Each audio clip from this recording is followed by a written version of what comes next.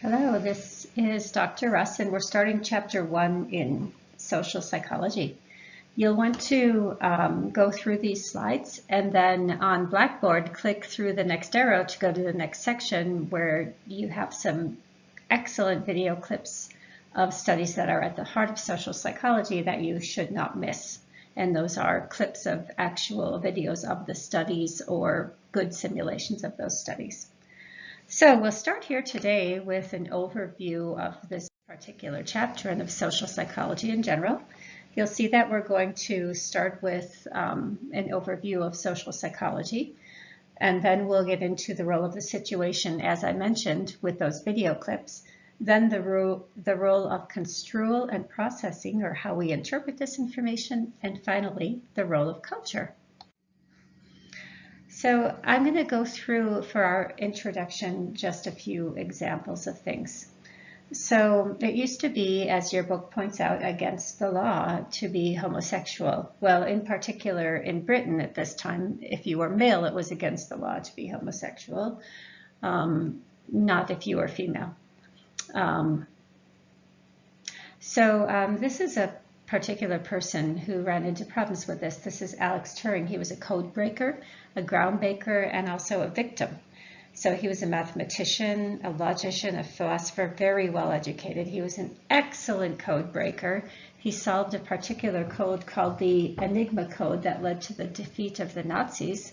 I guess we think about good codes right now as you think about the Navajo language that was used for coding in that same war. And furthermore, he was generous. He wasn't just doing his intellectual stuff. He was firsthand helping people. He went well out of his way to rescue Jewish refugees and provided out of his own money their education and a way for them to live. But because he was gay, he was convicted and imprisoned for homosexuality at the age of 39. His whole life was destroyed, died by killing himself at the age of 41. And so think about this. Your book invites you to think about this. How on earth could we have, at that time, seen something related to his private life that didn't interfere with the goodness that he did in his work and with his college, and allowed it to have him rather be dead than to be gay? And how do we come to change? Why do we care so much? So this is a type of question that social psychology would answer. Another example, this is a man, Alex Kung is his name, and let me tell you about a little bit, let's see, how should I begin his story? So he grew up in a pretty nice home, and he saw a lot of his friends getting into trouble. He came from a racially mixed family, so he lived with a lot of black families in this neighborhood, but his mom was white and his dad was black. And he decided to join the police force as a young man, and this was not a popular decision in Minneapolis and among his friends or even his family. The police were not seen as a good place to be. They were seen kind of as the enemy of the people and not the friend of the people. So he actually lost friends by joining the police force, but he had the idea that, looking at this third bullet point, that if he joined the police force, he'd be able to help protect people from aggression. He thought, well, if I'm in there, I can help facilitate change and improve these relations. And he argued with other people that diversity could help change the racism in this police department. And he further wanted to change the narrative between the police department and the black community. He wanted to make things better, and so much so that he lost a friend when he joined the force. But he thought it was important to help.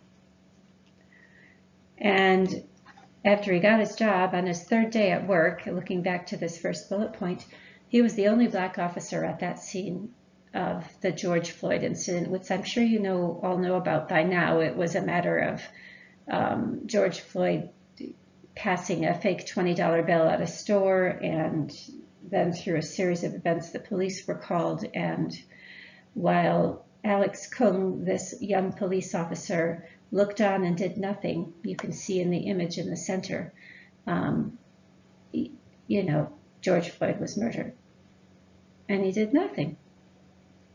So what's up with that? What happened? This is seemed to me, a really good young man. How could this really good young man who wanted to make things better come to be one of the murderers of George Floyd by inaction?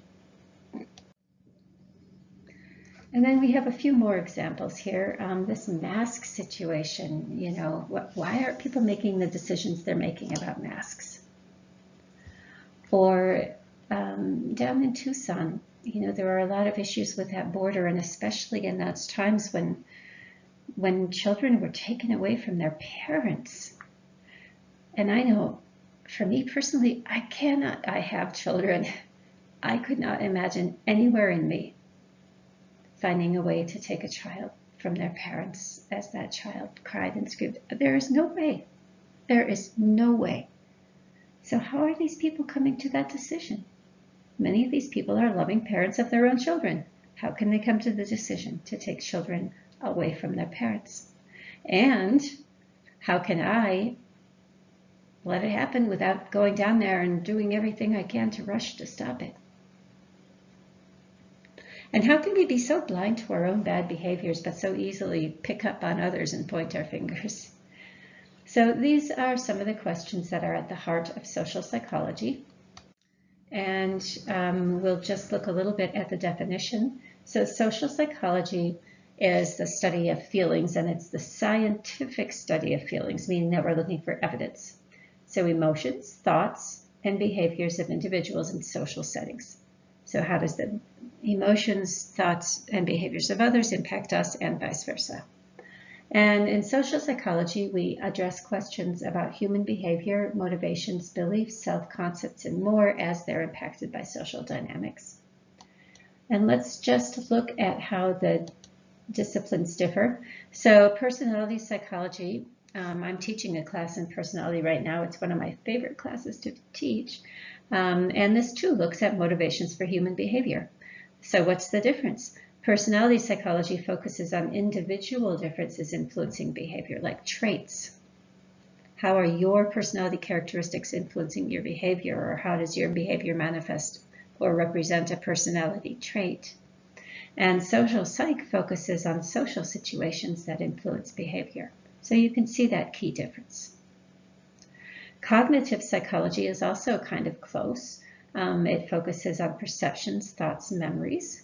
Cognition just means to think, but cognitive psychology focuses on processes like categorization or word memory, or how the brain works and organizes information. But social psychology focuses on the thinking, the types of thinking, the schemas and construals that underlie social situations. Sociology also focuses on human behavior. But sociology focuses on human behavior in the aggregate, like in institutions, in really big groups, in a city, subgroups, demographic. But social psychology examines individual behavior within a social framework. So this is where we're going to stop in this very first lecture. And next you will be looking at some of these situations. To introduce you to that, we would say to consider in the previous examples, what did they have in common? And we're going to look at the role of the situation.